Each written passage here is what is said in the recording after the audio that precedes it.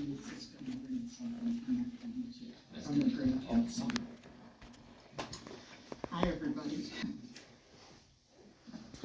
Indeed, this is a sad day. But I'm going to start by saying, as all you girls know and guys know, that he was born on the farm right down the road on Territorial, and on September 17th, 1929. They raised cows, and he went to school after he graduated from Waldron, and something having to do with processing the milk and... Milk tester. Yeah, milk tester, that's what I was trying to think of. So, after that, Keith met the love of his life, Virginia May Bradley, just out of high school. She was cute and she was sassy. Keith's version of the story was he was out cruising for girls with Bill Stuck, his buddy, when they came up on the prettiest streetwalker, Virginia. Of course, I think there was another side to this story. She was with a friend of hers, I think, and I think Bill knew the friend, and they went over to talk to the friend and stuff. And Bill and the girl didn't work out, but Mom and Dad did. Right. He was smitten with Virginia, I'm sure. It only took months before Keith married his princess, as we all called Virginia, on May 13th, 1949. And he was so young that his mom had to go with him to sign papers for him to get married, which Virginia never let him forget. But 13 is often thought of as unlucky, but for Keith and Virginia, it became the luckiest number of all. Not only did they begin their life together here on Earth on May 13th, but I believe it was 1948. And it was Friday's the 13th. No, I didn't know that part. But they also started their eternal lives on the 13th. Virginia passed on November 13th, with Keith joining her on January 13th. They were married for 2 years, but it's 71 years. Keith and Virginia loved to go square dancing with their friends, going to the Legion and the Eagles, and dancing to the bands, which we did that with them quite often. With a growing family, Keith knew they needed more space. Good thing Keith was a handyman. He bought a plot of land in Oakshade, and he literally started building a house. Well, they built a basement. The family made lots of memories living in the basement only home until the upstairs was completed. One memory of the boys carry is a famous yellow chair. It had little steps going up to it so they could climb up there and get their hair cut about every 3 weeks. Every few weeks. They took turns sitting in the chair for their number 3 buzz cut from Dad. Keith was a husband and father ahead of his time. He was a catch, a true partner in raising 4 boys. While Virginia worked the second shift, he took over cooking and grocery shopping. Must have been a sight back in the day to see a dad in the grocery store, let alone a dad with 4 children, perfectly mannered in hopes of getting their allotted 2 bottles of pop each for the week. And 2 comic books.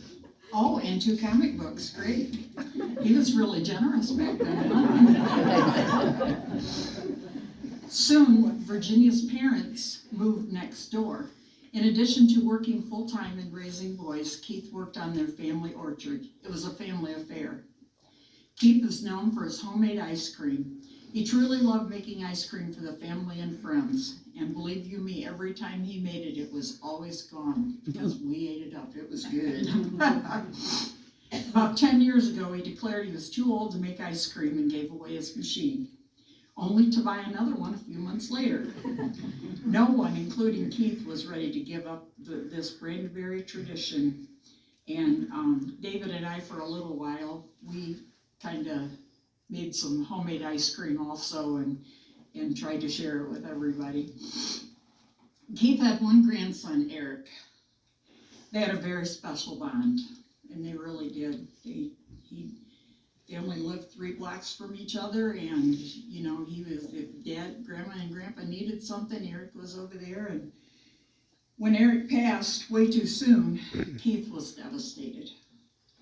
The entire family is so thankful that Becky had Logan, that Becky gave us Logan, Keith's great-grandson. Logan was just the medicine to help mend a hurting heart, and he has done that for all of us. It's hard to talk about Keith's work life because he was always working somewhere or at something. Keith worked at the Morenci rubber plant before taking his job at the Morenci telephone company. He started as a line repairman and eventually ran the Morenci telephone company, Alltel.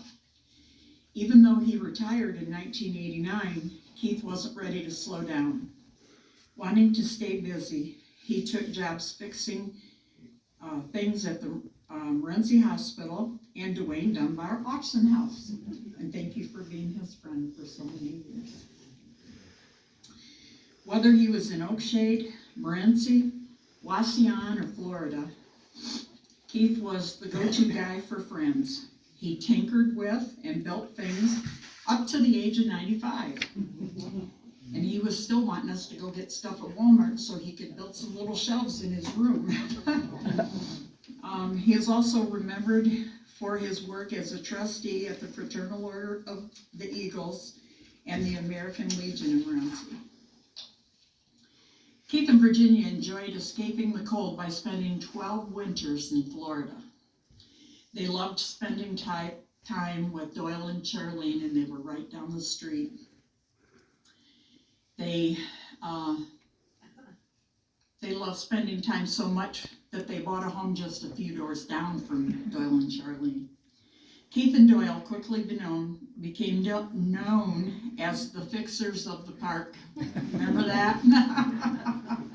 According to Virginia, all the neighborhood ladies loved having these two gents around to help out fixing appliances, light bulbs, and maybe just for the company, as he often came home with arms full of freshly baked goodies. Later in life, Keith could be found playing bingo and cards, having coffee at McDonald's or Burger King with his friends, going to the casino with many of us, with family, making projects for the employees at Fulton Manor, or sharing margaritas with his card-playing friends, spending time with his siblings, brought him comfort and joy, and they often got together. They are a very close-knit family. Even if it was together for liver and onions, for a liver and onions luncheon. He loved his liver and onions. Keith was a devoted husband, father, grandfather, sibling, and friend to everyone he met. His effortless humor, kind, unassuming demeanor, and willingness to help made Keith a man that people could trust and go to in good times and in bad.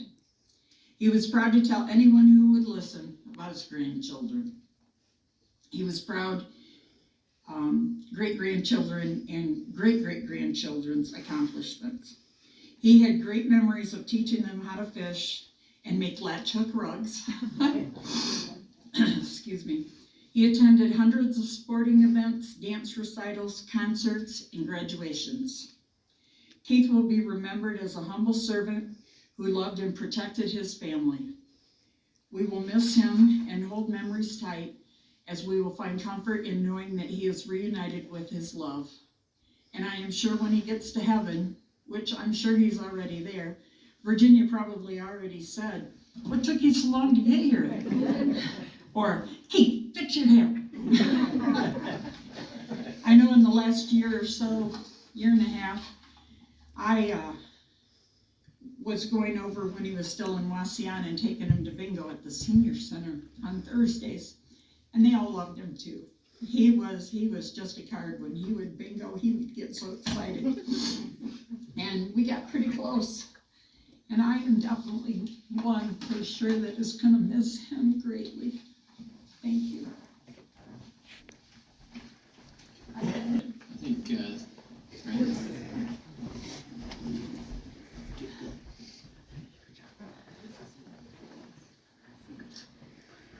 Elizabeth. I'm one of Keith's granddaughters, and I'm reading a testament to Grandpa, my cousin Becky. And I meant to put my jacket on before I came out here because my grandpa hated my tattoos, but I forgot. So, sorry, Grandpa.